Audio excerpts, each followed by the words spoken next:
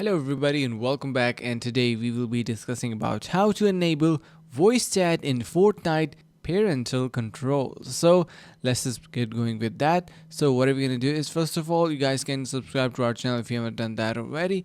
So to enable voice chat from your parental control settings, make sure that your voice chat is set to either friends only, friends and teammates, or everybody. Voice chat will not work if this option is set to nobody. Basically, you can see in parental controls, we have voice chat and we have four different options. The first one is of course going to be nobody. Then you have friends, teammates, and everybody. So currently it is set to everybody. Make sure that that is the scenario in your case as well, the voice chat feature, and only in that case you will be enabled voice chat in Fortnite parental controls. If that makes sense, consider subscribing to our channel. Stay tuned for more and also share with your friends. See you guys around in the next video.